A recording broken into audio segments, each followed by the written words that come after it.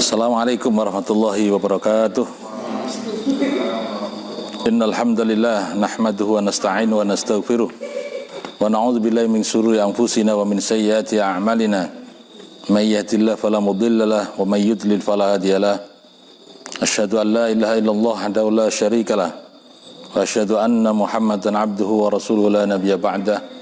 Allahumma salli wa sallim wa barik ala sayyidina Muhammadin wa ala alihi wa sahbihi wa sallim ajma'in, amma ba'd.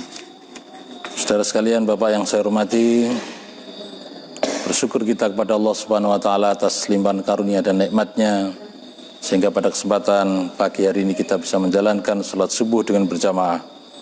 Salam salat semoga tetap tercurah dan terlimpahkan kepada junjungan kita Nabi Agung Muhammad sallallahu alaihi wasallam beserta para keluarga, para sahabat dan para pengikutnya yang setia hingga yaumul qiyamah. Baik, wassalamualaikum warahmatullahi wabarakatuh. Kita lanjutkan kajian kitab Tauhid ini, di mana pertemuan terakhir kemarin membahas tentang manfaat daripada Tauhid. Kenapa kita belajar Tauhid? Kenapa kita belajar ilmu akidah? Secara garis besar di sini disampaikan oleh pengarang kitab bahwa tujuan atau istilahnya manfaat daripada kitab belajar Tauhid itu ada 3. Ya, ketika ada pertanyaan mahya faidatut tauhid, apa itu faidah daripada pelajaran tauhid? Faidatut tauhid hiya al-amnu fil akhirati minal azab wal hidayah fid dunya wa taghfirudz dzunub. Jadi faedah kita mempelajari ilmu tauhid itu ada 3. Ya, di sini ditulis ada 3. Yang pertama adalah al-amnu fil akhirati minal azab. Al-amnu fil akhirati minal azab artinya adalah aman ketika kelak nanti di akhirat, yaitu aman dari siksanya Allah Subhanahu wa taala. Ya, ketika di akhirat orang yang bertauhid benar, orang yang berakidah, orang yang berkeyakinan secara benar, secara lurus, berakidah yang shahihah, maka dia akan mendapatkan keamanan dari Allah Subhanahu wa taala, terutama adalah dari siksa neraka. Kemudian yang kedua, ketika di dunia kan tingkah laku dan perbuatannya. Kenapa? Karena orang bertauhid ini selalu mendapatkan hidayah, petunjuk dari Allah Subhanahu wa taala. Kemudian yang ketiga adalah wa taghfirudz dzunub. Orang yang bertauhid benar itu secara otomatis nanti akan diampuni itu segala dosa-dosanya. Akan diampuni segala dosa-dosanya. Ya, sebagaimana kalau kita lihat di dalam kisah masuk Islamnya para sahabat Rasul. Para sahabat Rasul itu awalnya juga ada orang yang berbuat dosa, berbuat maksiat, ya, bahkan berbuat syirik begitu. Tapi ketika sudah bertauhid, ketika sudah mengucapkan 2 kalimat syahadat, menjadi umatnya Rasulullah SAW, otomatis adalah taghfirudz dzunub, dihapus, ya, diampuni dosa-dosa yang ada, ya, dihapus, yaitu dosa-dosa kemaksiatan, kesalahan yang selama ini dilakukan kalau sudah bertauhid yang benar. Sehingga kita ingat bahwa suatu ketika Rasul pernah di keramaian pasar itu beliau bersabda atau menyampaikan dakwahnya kepada orang-orang saat itu, pada masyarakat jahiliyah pada saat itu, yaitu dengan mengatakan qulu la ilaha illallah tuflihu. Ya, ucapkanlah kalimat la ilaha illallah maka kalian akan beruntung, maka kalian akan sukses, maka kalian akan selamat, ya, selamat dunia dan di akhirat. Juga kita lihat kisah tentang jelang wafatnya pamannya Rasul, yaitu paman Abu Thalib. Itu pun juga Rasul bersabda di depan paman Abu Thalib, yaitu katakanlah wahai paman satu kalimat yang dengan kalimat itu maka engkau akan selamat, ya, bahkan saya pun akan bisa memberikan syafaat kepada engkau. Ya, kalimatnya apa itu? Ya syahadat itu. Kalimatnya adalah kalimat tauhid. Kalimatnya adalah la ilaha illallah Muhammad Rasulullah. Ini yang perlu kita pahami, bahwa kenapa kita perlu belajar tauhid, ya, sehingga kalau tauhid kita benar, akidah kita benar, maka akan taghfirudz dzunub, ya, segala dosa maksiat yang telah dilakukan itu akan dihapus oleh Allah Subhanahu wa taala. Ayatnya adalah waqala ta'ala alladzina a'udzu billahi minasyaitonir rajim alladzina amanu wa lam yalbisu imanahum bidzulmin ulaika lahumul amnu wa hum muhtadun. Al-An'am ayat 82.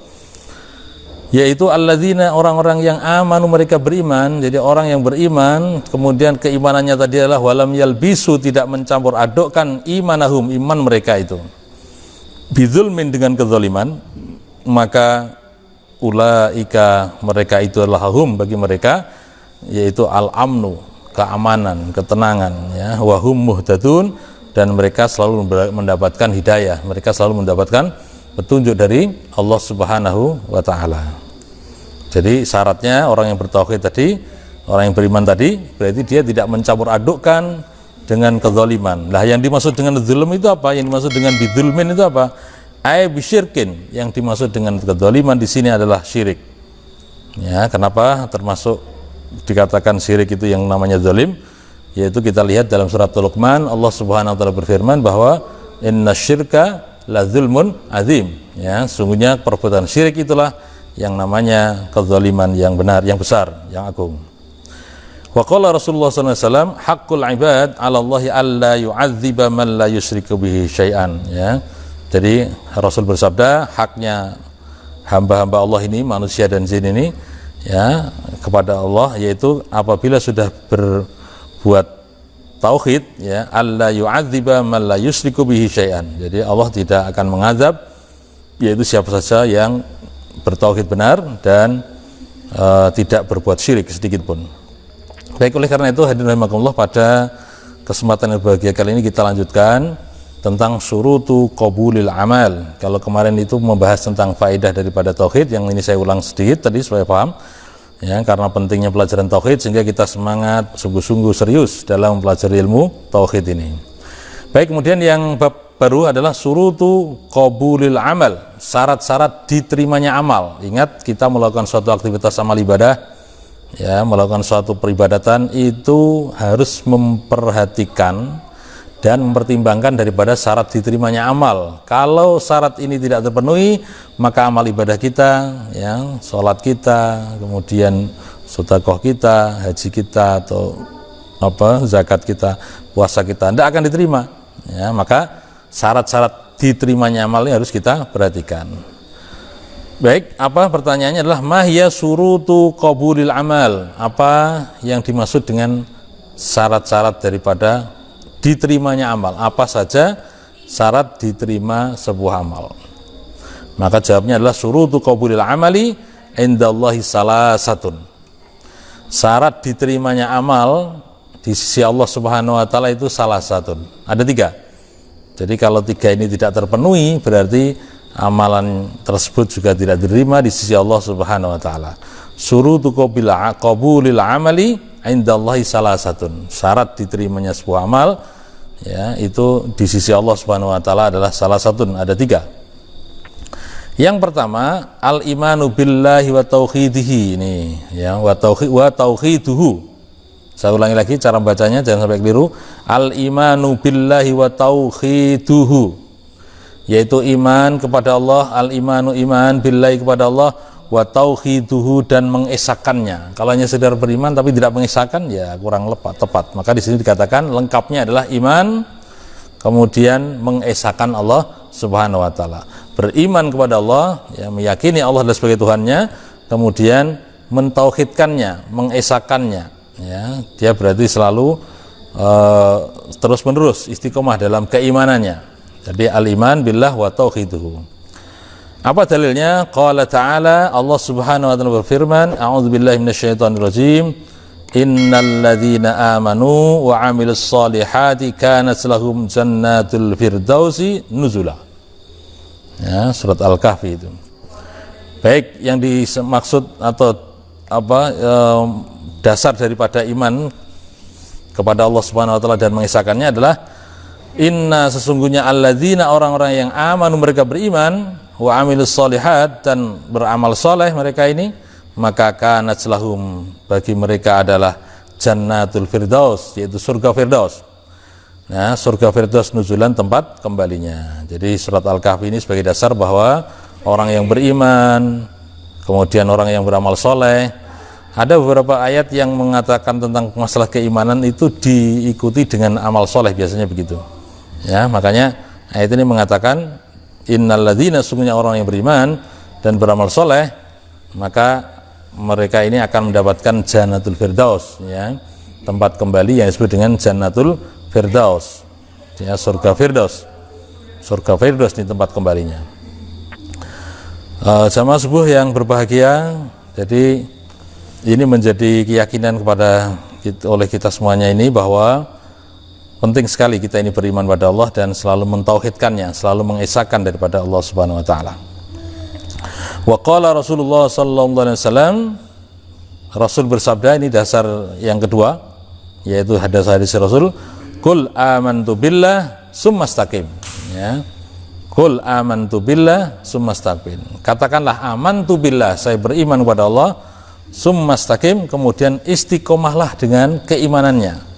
Jadi di sini berarti perkataan Rasul yang pendek ini tapi maknanya bisa membentuk karakter sebagai seorang mukmin yang sejati. Ya, yaitu mengatakan amantu billah, saya beriman kepada Allah, tsumastaqim, kemudian istiqomahlah dengan keimanannya. Ya, rawahu Muslim, diriwayatkan oleh Muslim, ya. Jadi kalau kita kembali kepada mana iman, sabda Rasul pernah bersabda masalah iman itu, bahwa iman itu kalau kita lihat dalam ayat tadi kan selalu diiringi dengan amalus sholihah wa amilus sholihat. Makanya kalau definisi iman secara lengkap itu adalah al-iman tasdiqun bil qalbi wa qaulun bil lisani wa amalun bil arkan. Jadi yang namanya iman, ya, supaya istiqomah dengan keimanannya, berarti kita lihat daripada definisi iman menurut Rasulullah. Rasul bersabda bahwa al-iman tasdiqun bil qalbi. Jadi iman itu adalah membenarkan di dalam hati. Hatinya membenarkan adanya Allah Subhanahu wa taala, kemudian wa qaulun bil lisan, yaitu mengucapkan dengan lisan, wa amalun bil arkan, dan beramal dengan amal perbuatan. Nah, ini berarti supaya kita dalam beriman pada Allah itu bisa istiqomah. Jadi amantu billah, saya beriman pada Allah, kemudian istiqomah dengan keimanannya, ya, istiqomah dengan keimanannya. Amantu billah, saya beriman kepada Allah dan istiqomah dengan keimanannya. Ya, ini berarti kita perhatikan nanti ucapan kita pun beriman, hati kita pun beriman, ya, perbuatan kita pun juga mencerminkan orang yang beriman. Tidak hanya sekedar iman dalam hati saja, tapi lisannya tidak beriman, kemudian perbuatannya tidak beriman.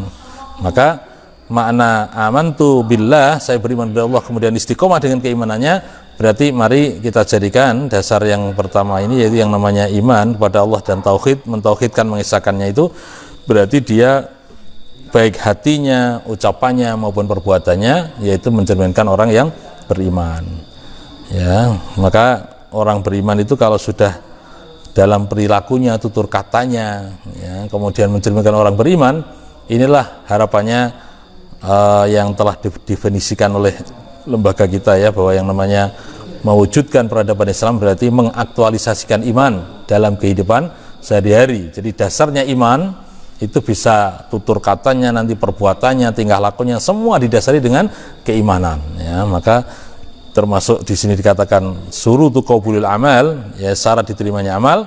Yang pertama adalah al-iman billah wa tauhiduhu, iman pada Allah dan mengesahkan Allah Subhanahu wa taala. Kemudian yang kedua adalah al-ikhlas.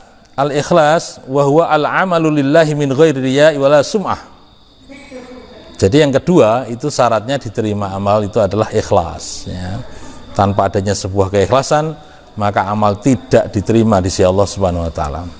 Apa itu yang dimaksud dengan ikhlas? Wa huwa al-amalu lillahi. Jadi ikhlas itu adalah amal seseorang, ya, yang mana itu adalah lillah, untuk Allah. Jadi dia beramal, dia berbuat, dia bertingkah laku dalam rangka beribadah itu adalah lillah, yaitu untuk Allah Subhanahu wa taala. Min ghairi riya'in wala sum'atin. Yang tidak disertai dalam amalan tadi yaitu sifat riya, ya, dan sifat sum'ah. Sum'ah sama riya itu sebenarnya kalau bahasa mudahnya kita orang Jawa yang mengatakan apa? Pamer, ya. Jadi orang yang dia dalam beramal bukan karena ingin dipuji orang. Ya, riya itu berarti memperlihatkan amalannya, dapatkan pujian dari manusia yang lainnya, itu namanya riya. Tapi kalau sum'ah itu berarti menceritakan, memperdengarkan, ya, mendengarkan.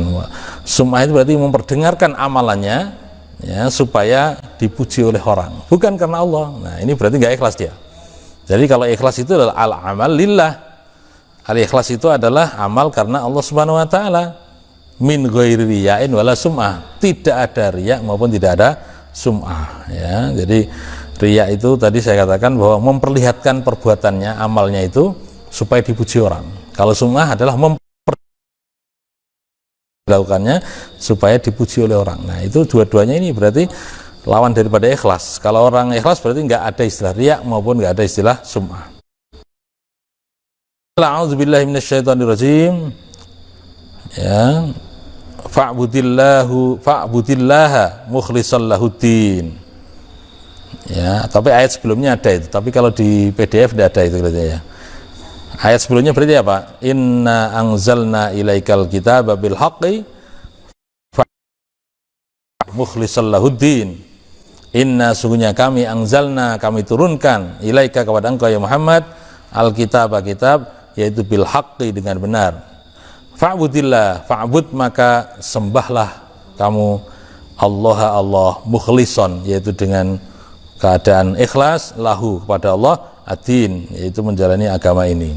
Baik, jadi ini ayat yang mendasari kenapa kita ini dalam beribadah harus ikhlas, ya. Ikhlas beribadah karena Allah Subhanahu wa taala.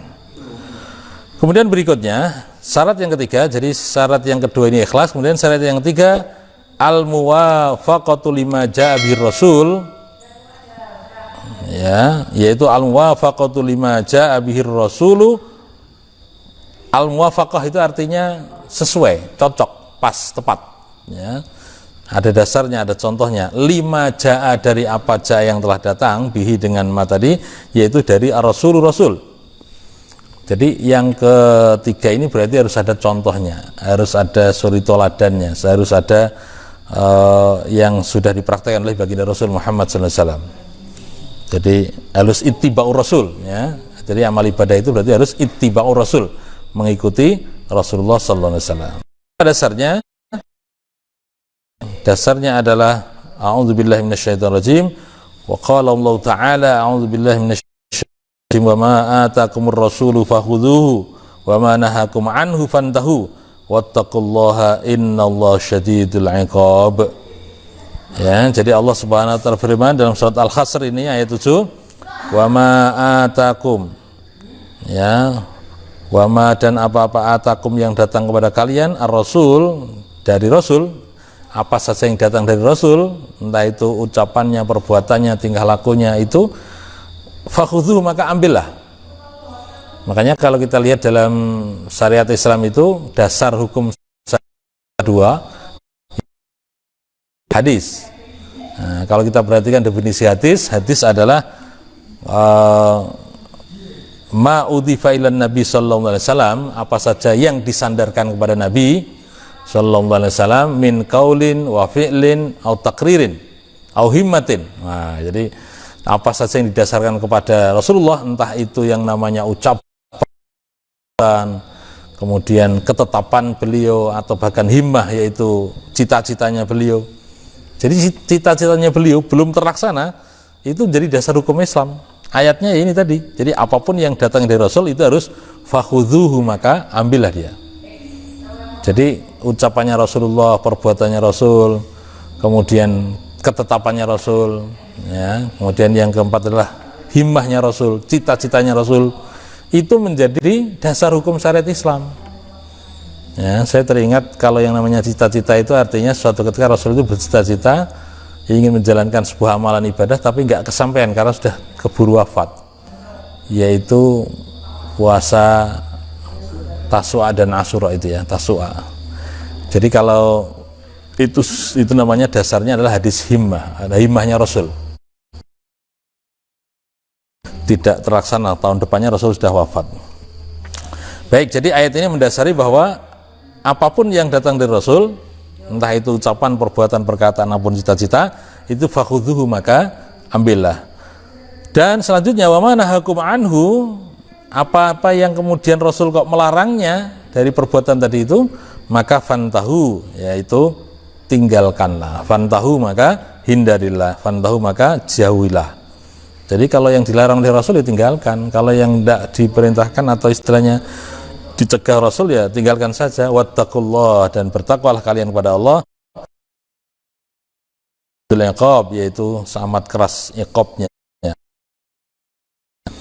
Baik, kemudian sabda Rasul, wa qala Rasulullah sallallahu alaihi wasallam, man amila amalan. Ini sudah kena sampaikan hadis ini. Rasul bersabda, yaitu man, barang siapa amila beramal amalan, sebuah amalan laisa, yang tidak ada alaihi atasnya, amruna, dari urusan kami, dari agama kami ini, fahuwa raddun, maka dia akan tertolak. Raddun bimana mardud. Raddun ay mardudun.